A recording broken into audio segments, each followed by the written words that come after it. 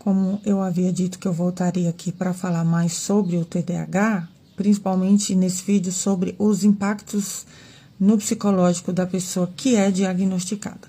Como a internet está aí, levando conhecimento para todo mundo de uma maneira muito fácil, acho que todo mundo sabe basicamente as principais características de quem tem TDAH. Então, quem foi diagnosticado automaticamente já passa a ser rotulado como uma pessoa problemática ou como uma pessoa inquieta. Por mais que a pessoa esteja assim, não está fazendo nada demais, ela está sendo ela está se comportando normalmente, mas qualquer atitude dela já vai ser lido como uma pessoa problemática. E isso é externalizado, então a pessoa ela tem uma percepção agora distorcida da sua autoimagem, de quem ela é, e ela vai se sentir, em alguma medida, excluída ou rejeitada. Você sabe o ruim disso tudo? É que isso vai gerar impactos no desenvolvimento de algumas habilidades que são necessárias, porque a pessoa, a partir do momento que ela entende que ela é vista pelos outros dessa forma, ela tende a se isolar. Principalmente, isso é bem crítico na fase da adolescência. O grupo de adolescentes pode julgar que aquele colega, por ter TDAH, ele vai ser uma pessoa compulsiva, impulsiva, complicada de lidar, então ela pode começar a ser evitada no grupo. Então, quando você percebe que estão te evitando, automaticamente você vai se retrair, você vai se isolar. Então, a pessoa ela deixa de querer falar em público, ela deixa de querer sair em certos lugares, ela não quer situações onde ela tenha que se expor, colocar em evidência, porque ela está sempre sendo alvo de crítica. Gente, isso é tão perigoso que na escola a gente vê muito acontecer, mas as próprias famílias também, às vezes, enxergam essa pessoa como alguém incapaz. Vão colocar sempre o TDAH como um fator limitante. Ela não vai dar conta.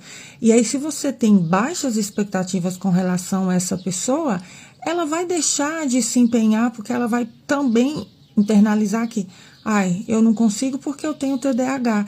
E aí, se você não busca sempre se aprimorar, você vai ficar sempre ali na média, se contentando com pouco, ou os pais e professores podem cair no erro de querer fazer algo pela pessoa, julgando que ela é incapaz por causa do TDAH. Não vamos fazer para ela, porque ela não vai dar conta mesmo, ela não consegue focar, ela não consegue se organizar, ela não consegue se concentrar, ela não vai saber fazer isso, porque ela tem TDAH.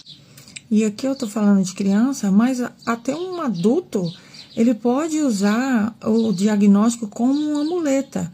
Ele pode pensar, eu sou desorganizado desse jeito, porque eu tenho TDAH. E aí ele não se força, ele não ultrapassa as suas próprias barreiras, porque ele acha que vamos deixar as coisas como tá mesmo, e vai sempre colocando a culpa no transtorno, sendo que, na verdade, a sua falta de foco, a sua falta de determinação, de interesse, diz de um comportamento seu que não tem a ver com o seu diagnóstico. Então, tome vergonha na cara, porque você tem sim controle sobre o seu comportamento, você deve se responsabilizar pelos seus atos, porque agindo assim, isso cria uma dependência dos outros e do transtorno, né? Então, você não vai desenvolver a sua autonomia, você não vai se desenvolver enquanto você usar o diagnóstico como justificativa para desorganização, para não cumprir suas tarefas, para não cumprir com seus compromissos. E lembra que eu falei sobre os medicamentos? Então, a pessoa ela pode ficar tão viciada e tão dependente do medicamento que mesmo em situações onde ela não precise fazer o uso do medicamento, ela acha que se ela não tomar o remédio, ela não dá conta. Eu não consigo estudar se eu não tomar o remédio, porque senão eu não vou me concentrar. Eu tenho que fazer uma prova ali, então é melhor eu tomar logo o remédio, porque sem ele eu não dou conta. Isso é grave. Por que isso é grave? Porque se você achar que o remédio vai ser a cura, a solução para todos os seus problemas, você não vai se esforçar, você não vai criar estratégias de enfrentamento, você vai perder a capacidade de enfrentar os desafios, você vai sempre criar uma dependência emocional também, não só medicamentosa, porque você vai precisar sempre recorrer a alguém, porque você já colocou na cabeça você é incapaz, você não dá conta, você tem uma limitação. Como que você vai viver uma vida plena se sempre coloca uma barreira uma dificuldade onde muitas vezes não tem. A pessoa ela começa a ficar tão assim paranoica com o uso do medicamento que ela acha que se ela parar ou se ela diminuir a dose, ela não vai conseguir mais viver normalmente. E ela não acaba com isso não buscando outras possibilidades, outras abordagens, outro tipo de terapia, e a vida dela gira em torno do remédio. E eu odeio um psicólogo que vive com a palavra crenças limitantes na boca.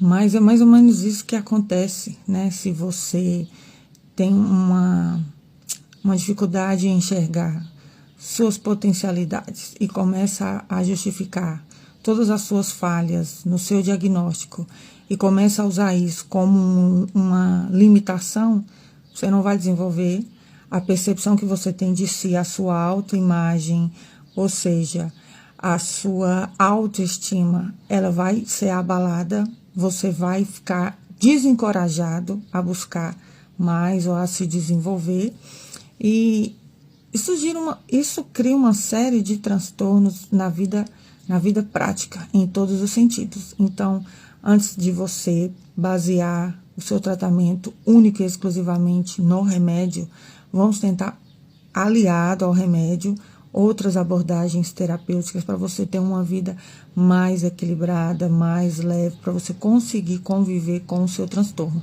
E para você que está se auto-intitulando, eu tenho TDAH, procure um psicólogo primeiro, faça uma análise histórica da sua vida, né? Como eu já disse, um diagnóstico clínico, para aí sim a gente saber de fato se você tem TDAH, porque vocês estão se automedicando. Gente, isso é perigoso. Por que tem pessoas que têm tanta necessidade de ter algum tipo de doença? É um assunto interessante para um próximo vídeo. Por hora, pronto, falei. Beijos, até o próximo.